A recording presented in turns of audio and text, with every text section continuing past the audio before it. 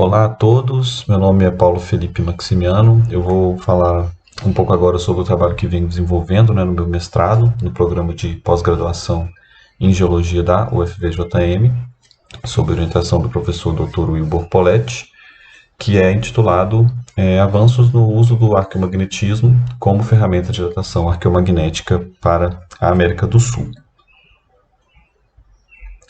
E bom, o que é essa datação arqueomagnética, né? Do que se trata e por que ela é possível? Bom, e a resposta ela tem a ver com um fenômeno que ocorre no centro do planeta, mais precisamente, né, aqui no núcleo externo, onde o campo magnético da Terra, né, ele é gerado por uma movimentação fluida, né, eletricamente condutora, né? E esse campo ele pode ser representado, né, em superfície, ou seja, na crosta, de forma vetorial, em termos de sua inclinação, declinação e intensidade aqui, né, variando tanto no tempo quanto no espaço.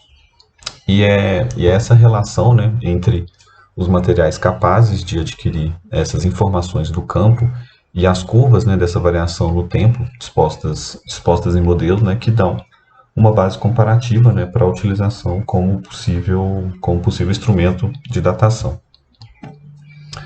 E é justamente essa, né, a premissa da dita datação arqueomagnética, né, que se fundamenta basicamente em dois princípios, que é a variação, né, desse campo no decorrer do tempo, que a gente pode chamar de variação secular, e também, né, a capacidade de alguns materiais registrarem, né, esse campo aqui em superfície.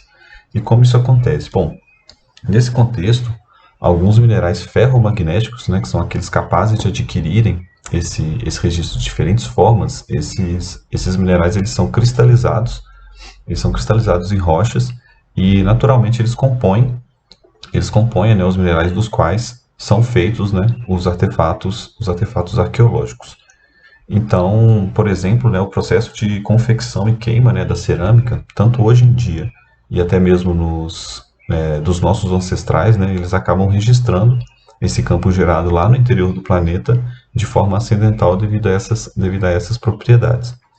Ou mesmo também em materiais não aquecidos, né, como aqui no caso das pinturas rupestres, onde esses minerais eles se alinham paralelos, né, ao campo vigente na deposição das tintas, né. E são esses dados, né, são essas aquisições que alimentam bancos de dados, né, que uma vez compiladas, elas possibilitam a modelagem, né, do campo a partir de funções harmônicos esféricos como essa daqui, que resultam em modelos como esse daqui, que por sua vez eles podem servir como ferramentas de datação arqueomagnética para materiais não datados, né, materiais com idade desconhecida. E bom, é justamente esse o nosso objetivo, né? Fazer uma análise estatística e uma avaliação dos modelos vigentes aqui para a América do Sul para os últimos 2.000 anos, né? desses modelos, visto que tanto as medidas, né, quanto os próprios modelos eles apresentam erros inerentes, né? O que é natural de qualquer ferramenta. Porém, com um agravante aqui para a América do Sul, né, que é o fato de que a grande maioria, né, dos dados dos quais são feitos esses modelos globais, eles se encontram no hemisfério norte, né? Então, para entender, né, essa incerteza, a gente desenvolveu um programa, né, que funciona basicamente como aqui nessa figura, que faz a leitura, né, dessa incerteza de idade, né, desse delta I aqui que vocês estão vendo, que faz a leitura dessa incerteza de idade de acordo com o envelope de erro, né, de cada modelo para cada uma das componentes do campo e para cada um desses pontos aqui distribuídos nesse grid para a América do Sul, né? E aqui nesse caso esses pontos coloridos eles são os dados, né, de alta qualidade distribuídos aqui na América do Sul, que compõem o banco de dados que por sua vez compõem os modelos globais, né?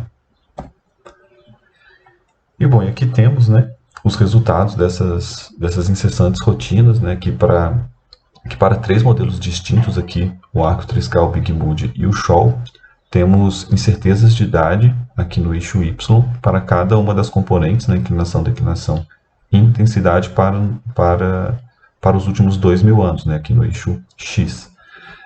E bem como também a sua representação espacial, né, média para os últimos 2.000 anos, né? Ou seja, a média de cada ponto daquele analisado no continente a média de cada ponto daquele analisado no continente para os últimos 2.000 anos. Porém, essa análise, né, toda essa análise ela é feita em cima da modelagem matemática, né, ou seja, em cima dos modelos. No entanto, a avaliação dado versus modelos ela é bastante crucial. E para dar esse passo, né, nós temos que entender quais desses modelos globais melhor correspondem, né, aos dados de alta qualidade aqui para a América do Sul. E aqui, né, nessa primeira figura, temos a correlação linear, né, entre os dados e os modelos, né, para os modelos selecionados. Então, para essa figura aqui, a gente cruzou, né, os valores extraídos dos modelos com os valores daqueles dados de alta qualidade na mesma posição geográfica, né, aqui para a América do Sul. Né. Aqui a gente tem os dados no eixo Y e contra os modelos com os valores dos modelos no eixo Y, né, e os dados no eixo X. E de maneira mais robusta, né, aqui embaixo foram feitos variogramas relativos, né, com as contagens dos momentos de inércia mostrados aqui nesses histogramas. Né. E o que deve se chamar a atenção aqui nessa etapa é o fato de que nem sempre o modelo com a menor incerteza média de idade é aquele que melhor representa os dados para determinada componente, né, como é o caso aqui do Big Bud, né? Que ele tem a menor incerteza de idade para a componente de intensidade dentre os três, porém ele é o que pior representa os dados, né? Que tem a pior correlação com os dados de alta qualidade aqui para a América do Sul. Então, com isso, né, cruzando os modelos vigentes com suas componentes que melhor representam os dados, chegamos a essa configuração para eles, né? Aqui em cima, cruzando os dados direcionais dos modelos Arc e Big Mood, e aqui embaixo, cruzando o vetor total, né, com a intensidade do modelo Shawkey.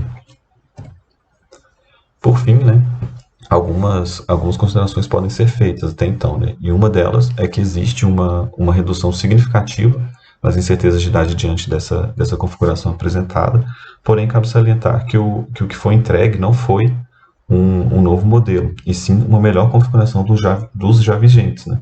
E não é usando nessa configuração que teremos em definitivo uma boa ferramenta de datação, mas sim a que melhor se aproxima, né, dos dados que estão disponíveis no atual momento. E de fato uma boa ferramenta ela será cada vez mais precisa a partir de uma maior quantidade de dados de alta qualidade no continente, para que melhor sejam definidas as curvas de variação secular que alimentam esses modelos globais. Portanto, né, nosso trabalho ele contribui com um avanço, né, que mostra qual a incerteza e limitação do uso desses modelos que temos hoje, porém vislumbrando também um avanço metodológico, né, para possíveis novos modelos. E, bom, obrigado, era isso, e qualquer dúvida, tá aí o meu contato para qualquer sugestão também de trabalho. Olá, vou apresentar para vocês os resultados do projeto de iniciação científica intitulado como Caracterização Petrográfica de Rochas Metaígneas da Suíte Pedro Lessa, Orógeno de Açaí, Minas Gerais. Esse foi um projeto desenvolvido no Laboratório de Estudos Tectônicos do Centro de Geociências da UFVJM, com o apoio da PRPPG e do CNPq. Foi um projeto desenvolvido por mim sob orientação do professor Matheus Kurrambeck. Bom, o Cráton do São Francisco é um dos componentes geotectônicos mais importantes da América do Sul. E juntamente aqui com a sua contraparte africana, o Cráton do Congo, corresponde à porção interna e estável de um dos paleocontinentes que se aglutinaram para formar o paleocontinente Gondwana, né, o Neoproterozoico. Esse paleocontinente ele é comumente chamado de paleocontinente de São Francisco-Congo e registra uma história geológica muito complexa, que envolve eventos colisionais lá no Paleoproterozoico e uma série de eventos extensionais durante todo o Mesoproterozoico e parte do Neoproterozoico. E recentemente, pesquisadores baseados em dados petrológicos, geocronológicos e paleomagnéticos aventaram a possibilidade de que o bloco litosférico, que hoje compõe o cráton do norte da China, tenha feito parte do paleocontinente São Francisco-Congo entre o final do Paleoproterozoico e o início do Neoproterozoico. Segundo essa hipótese, a separação entre esses dois blocos teria ocorrido durante o período toniano em um grande evento extensional ocasionado pela ascensão de uma pluma mantélica. E esse evento é registrado por rochas presentes tanto na China quanto no Brasil, sendo que na China ocorrem diques máficos datados entre 920 e 900 milhões de anos, e no Brasil ocorrem rochas metasedimentares depositadas em contexto de rift e diversos diques e soleiras de rochas máficas datadas entre 940 e 900 milhões de anos, agrupadas na suíte Pedro Lessa, que é o objeto de estudo desse trabalho.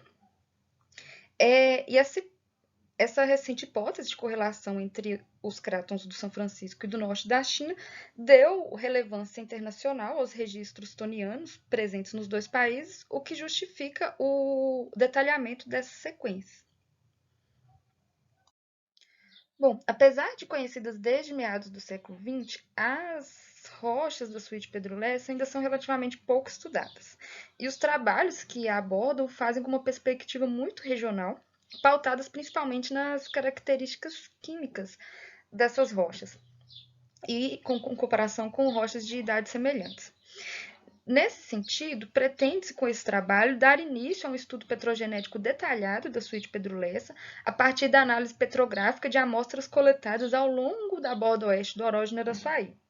Espera-se que com os resultados aqui obtidos contribuam para a compreensão da gênese e significado tectônico da suíte Pedro Lessa, que é uma peça-chave para a compreensão da relação entre os crátons do São Francisco e do norte da China. Então, para alcançar os objetivos propostos nesse trabalho, o desenvolvimento dessa pesquisa se deu basicamente em duas etapas, sendo uma etapa inicial de estudos preliminares, onde foram feitos levantamentos bibliográficos e identificação da área de ocorrência da suíte Pedro Lessa, e uma segunda etapa de coleta de amostras, confecção e descrição das lâminas delgadas e confecção do relatório final. Bom, entrando aqui nos resultados e discussões, a suíte Pedro Lessa compreende metadiabasos e metagabros de cor cinza esverdeada até verde, granulação fina a grossa, ainda podendo apresentar porfiroblastos de plagioclaso.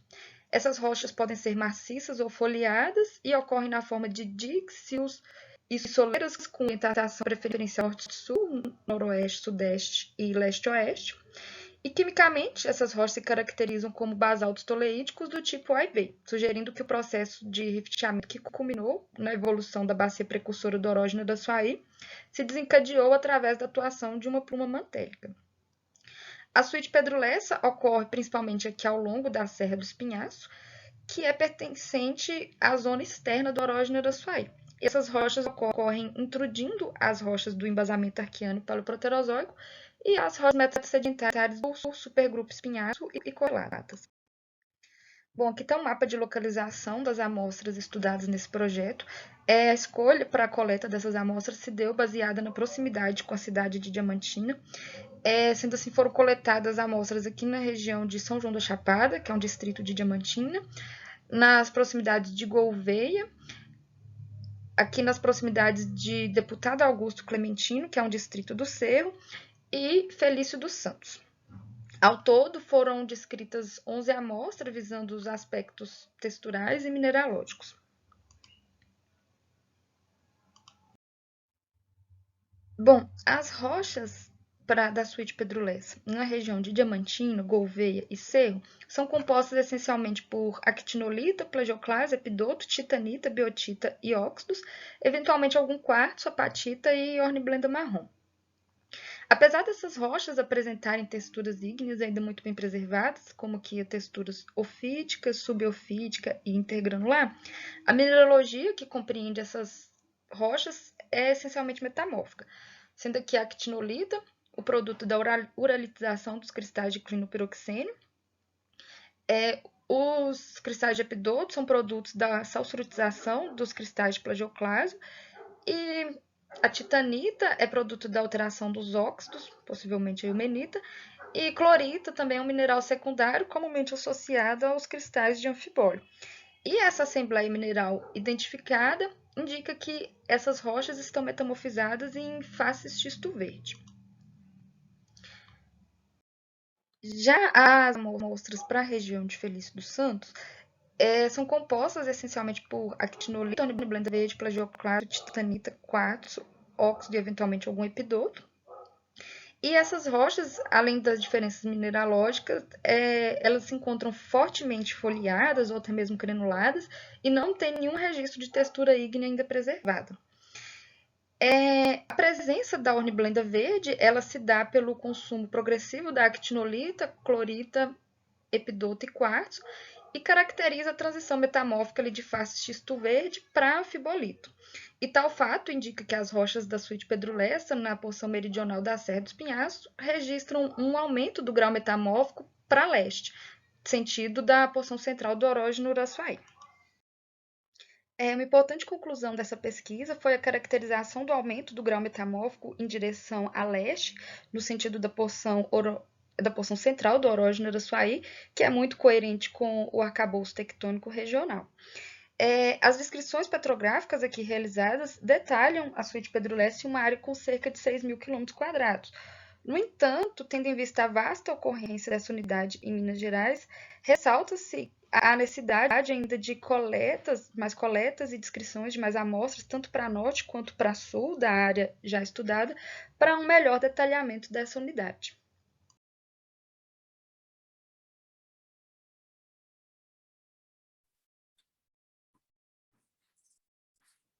Olá, nós vamos fazer a apresentação do nosso trabalho, do nosso grupo, que é intitulado Influência da camada nitretada a plasma na resistência à corrosão de aço inoxidável senítico AISE 316L em meios de íon cloreto. Então, nós fazemos parte do grupo de interações e perfinas e ciências dos materiais, e os membros desse grupo fazem parte do Instituto de Ciência e Tecnologia do campus de Diamantina. Aqui estão os membros, então a professora Solange, o professor Danilo, o professor Silvio e a professora Maristela. Esses 4 membros têm algo em comum. Todos eles são físicos. Mas então vamos tentar entender aqui o que é o nosso trabalho, sobre o que ele trata. Então nós temos aqui um título com bastante palavras complicadas, vamos tentar destrinchar ele. Então primeiro aqui, olha só, temos aço inoxidável senítico AISE 316L. Essa parte aqui, austenítico AISE 316L, eu vou falar sobre isso mais para frente. Vamos focar aqui no aço inoxidável. Olha só, uma panela de aço inoxidável, todo mundo já viu isso. Podemos ser um parafuso também. Então, é um material, certo? É um tipo de aço. Então, primeira coisa que a gente tira aqui do nosso título, o aço 316L, que eu vou explicar um pouquinho mais para frente o que é o 316L, mas um aço inoxidável.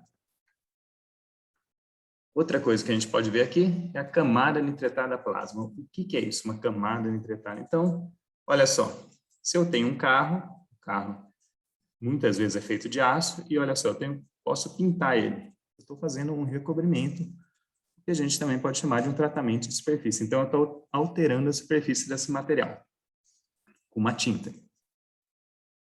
A nitretação a plasma é um outro processo em que eu também altero a superfície, as características superficiais do meu material. Então, nós temos no nosso caso aqui o aço e estou formando uma camada sobre ele. Continuando aqui na nossa análise, olha só, resistência à corrosão em meios de íon cloreto. Então, o que é corrosão? Corrosão é ferrugem, olha só, aqui um carro enferrujado, peças enferrujadas. Então, o que eu quero ver? Eu quero ver a resistência à corrosão. Então, como que eu consigo evitar isso, ou quanto tempo que demora para começar a acontecer o processo de corrosão. Ok? E agora, olha só, a primeira palavra aqui, influência. O que quer dizer essa influência? Então, vamos ver aqui. Ó. Então, nós separamos lá nosso material, nosso aço inoxidável. Ele passa pelo processo de nitretação, forma uma camada nitretada. E, olha só, eu quero ver como é que isso aqui influencia aqui na corrosão, na resistência à corrosão dele, certo? E a influência aqui é de quem? Da camada nitretada. Então, eu tenho esse material, eu tenho uma corrosão específica, que é essa em meio de um cloreto, que eu vou analisar, eu poderia analisar outros tipos de corrosão, né? Então, fixo aqui, e vou variar aqui, ok? E o que eu quero fazer? Né? Eu quero chegar à conclusão do que eu posso melhorar mexendo aqui nesse processo de corrosão. Então, olha só, qual que é o nosso objetivo? Lembra que eu falei que eu ia falar sobre o 316L? O aço inoxidável senístico 316L, ele tem uma aplicação, uma das aplicações dele é para você fazer implante cirúrgico. Então, a pessoa está com um problema aqui, olha aqui, o fêmur dela, ele faz esse implante aqui.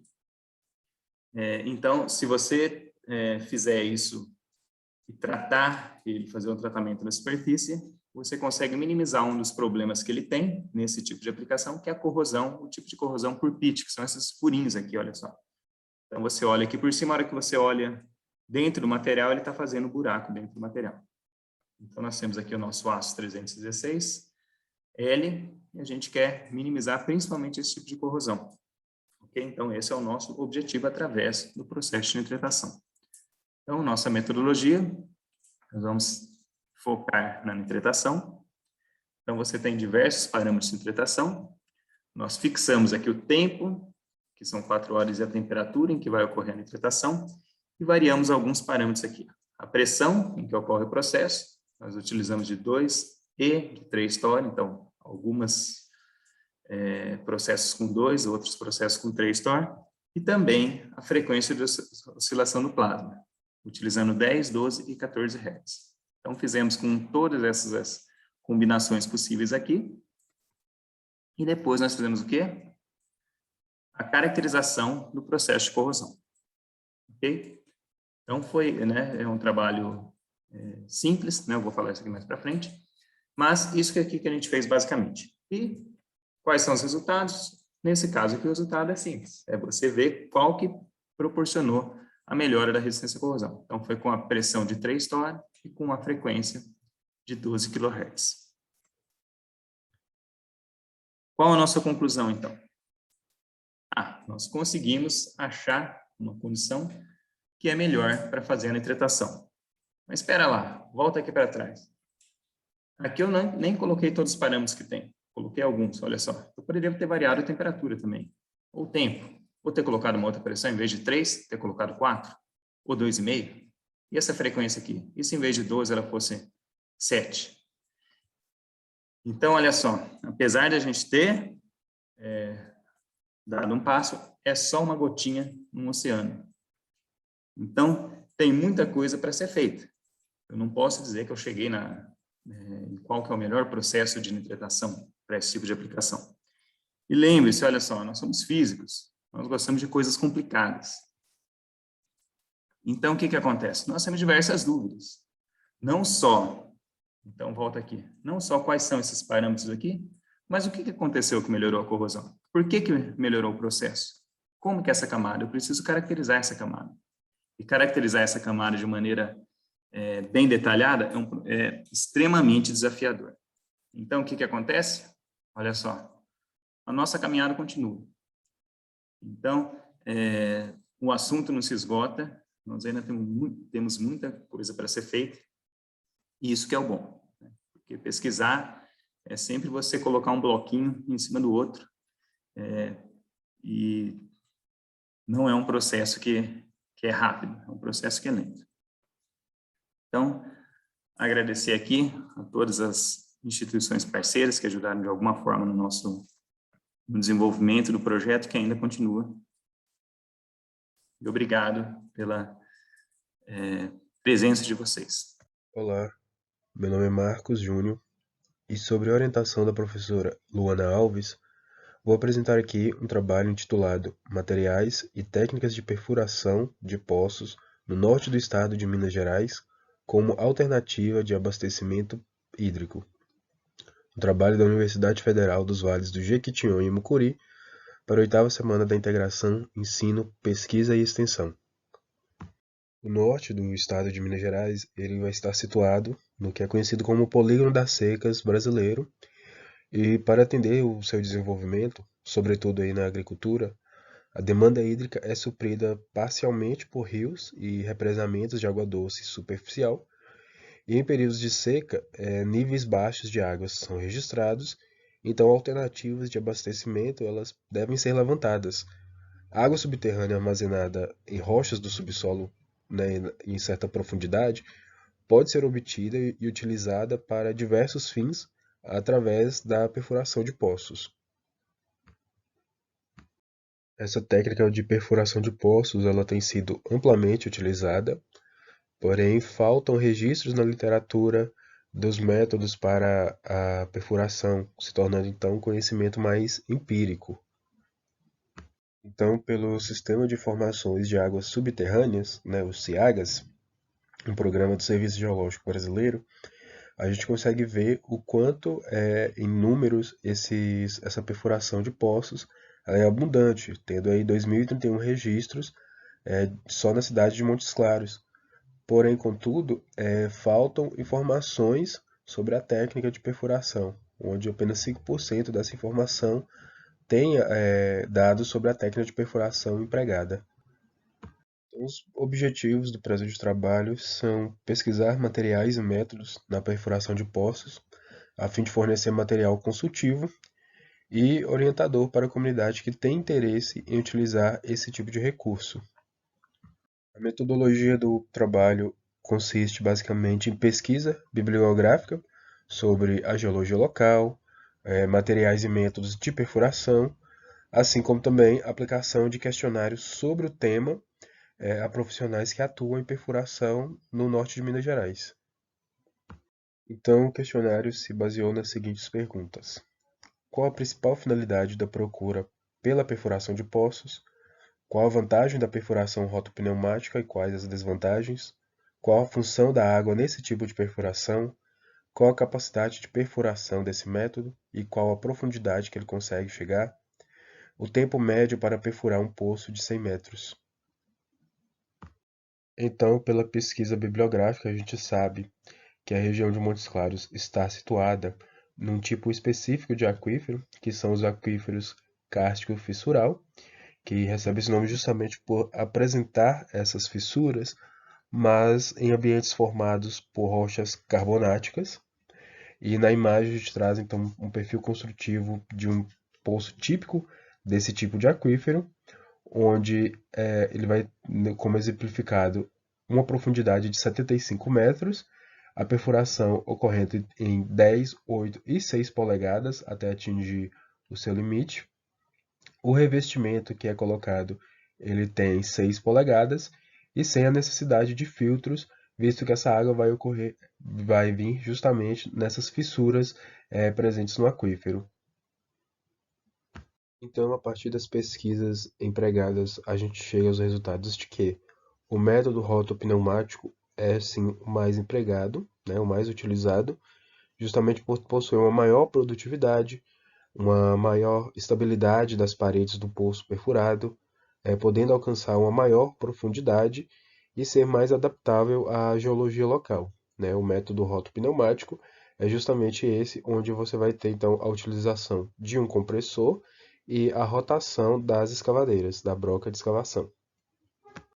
E pelas pesquisas a gente percebe que a maior parte dessa água ela vai ser utilizada na agricultura, né, como água para irrigação, mas também sendo muito utilizada para consumo humano. E qual a função da água, né, como aliado nesse método de perfuração? Como a gente pode observar na imagem, a perfuração rotopneumática ela costuma gerar um nível muito grande de poeira. Então, utilizar a água aliado ao método rotopneumático, você tem uma produção muito menor ou quase nula de poeira, além de também ser um auxílio maior no resfriamento das brocas de perfuração. Esse método ele pode alcançar profundidades de perfuração de até 200 metros, né, a depender da especificação de cada maquinário aí, mas também não é muito usual um poço perfurado nessa profundidade. E como questionado aos nossos técnicos sobre o tempo médio de perfuração de um poço de 100 metros, foi constatado então um tempo médio entre 1 e 2 dias para a perfuração. Então, como conclusão desse trabalho, percebe-se a importância da perfuração de poços tubulares profundos para a captação de água no norte de Minas. O conhecimento desses métodos ainda é muito empírico, então precisa de maior divulgação aos usuários. Nossos agradecimentos à Universidade Federal dos Vales do Jequitinhonha e Mucuri.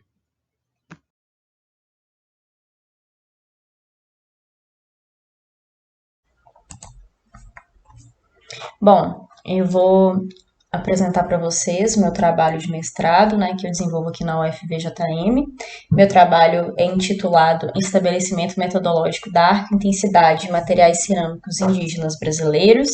Eu me chamo Micaele Gonçalves Rocha e sou orientada pelo professor Dr. Wilbur Poletti e co-orientada pela doutora Graziane Luz Matias. Bom, antes de eu começar a falar propriamente do meu trabalho, eu vou dar uma breve introdução para vocês do que é o campo magnético, né? O campo magnético da Terra, ele é de origem interna e ele apresenta variações na escala de dias e até bilhões de anos. E ele é resultante de duas contribuições distintas. A primeira, o campo crustal, né, devido aos materiais magnetizados encontrados na crosta terrestre, e ele corresponde a pouco mais de 1% do campo geomagnético total observado na superfície terrestre. A segunda contribuição, é o campo principal, ou campo do núcleo, que é gerado através dos movimentos do fluido eletricamente condutor no núcleo externo da Terra. Bom, o campo magnético terrestre, ele é de origem vetorial, e isso quer dizer que ele pode ser descrito pelas suas três componentes, sendo a parte geométrica delas a declinação e a inclinação, e a parte energética a intensidade, que é o objeto desse estudo. Bom, os registros, né, de intensidade do campo magnético, eles são usados como base para simulações de modelagens numéricas, né? E eles podem ser obtidos de duas maneiras: via observatórios e satélites geomagnéticos, que medem o campo recente, ou pelo registro existente em materiais arqueológicos e geológicos, medindo o campo dos últimos milhares de anos. No nosso caso, a gente vai utilizar cerâmicas como fonte, né, dessa intensidade.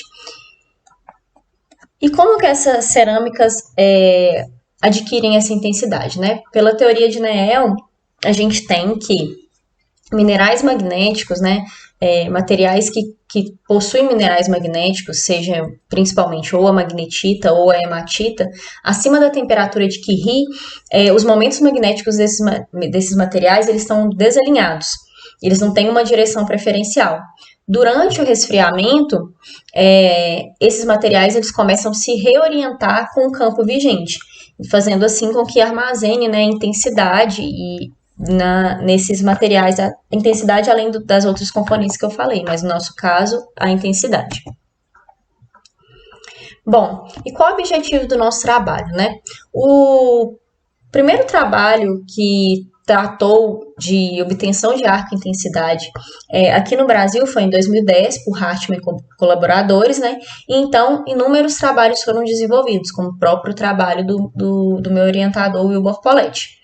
Bom, de modo geral, em escala mundial, né, os dados que a gente tem no banco de dados são de materiais de período pós-colonial, como tijolos, telhas e ladrilhos, e os métodos e protocolos dos laboratórios, né, eles são bem estabelecidos para esses materiais.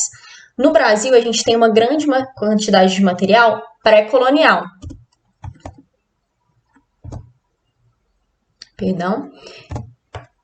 Principalmente, né, as cerâmicas indígenas. Entretanto, a gente não tem metodologia estabelecida para essas cerâmicas, né, para esses materiais pré-coloniais. E é esse o intuito do nosso trabalho, né, estabelecer essa metodologia. E como que a gente vai fazer isso? Nós vamos fazer isso utilizando cerâmicas recentes. Mas vocês vão utilizar cerâmicas recentes para entender o passado? Sim, porque a gente vai tentar criar uma correlação do presente com o passado, uma vez que a gente tem todos os parâmetros de laboratórios conhecidos hoje, a gente tem todos os processos de manufatura de produção dessas cerâmicas conhecidas atualmente, né? E para isso a gente escolheu duas culturas ceramistas. Essas culturas ceramistas, elas se encontram nos extremos opostos da Estrada Real, né, agregando assim também uma importância sociocultural ao nosso trabalho, né. A primeira cultura ceramista é a de Turmalina, aqui no Vale de Jequitinhonha, e a segunda em Cunha, no interior de São Paulo. Bom, aqui a gente tem algumas imagens, né, das cerâmicas de Cunha, e assim como o forno que eles utilizam, que é de derivado da cultura japonesa, né, um forno do Borigama.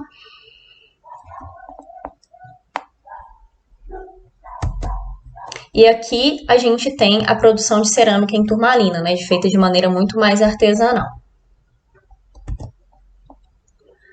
Bom, com isso, né, depois de obter essas cerâmicas, nós vamos obter alguns dados a fim de conhecer esses portadores magnéticos, né, esses minerais magnéticos que compunham as nossas amostras. A primeira foi as curvas termomagnéticas, foram 11 curvas para Cunha, 10 curvas para Turmalina. As curvas termomagnéticas têm por objetivo, né, investigar a mineralogia magnética e a estabilidade térmica do material, né, bem como o espectro de temperatura de desbloqueio dos materiais. O trabalho que estabeleceu, né, a obtenção da arco-intensidade, tanto em cerâmicas como em rochas, foi de Tellier e Tellier em 1959, e eles levavam em consideração o espectro de temperatura dos materiais. No nosso caso, a gente vai trabalhar com um método alternativo chamado Pseudo-Tellier, e aí a gente vai trabalhar com o espectro de coercividade para tentar inferir essa temperatura, né? Nós obtivemos também curvas NRM a RM, né, de 14 fragmentos de argila e 18 fragmentos de cerâmica, e esses dados eles são utilizados, né, para evidenciar o espectro de coercividade também do material. Por último, nós obtivemos curvas de IRM de 25 fragmentos, e essas curvas elas caracterizam também de forma detalhada tanto o espectro de coercividade como a estrutura de domínio dos portadores magnéticos das amostras. E qual a importância de se obter a arco-intensidade? Bom, eu trouxe um GIF aqui para vocês. Esse GIF ele retrata, né, a gente tem aqui o campo magnético, né, a intensidade do campo, dada em nanotesla, em todo o globo.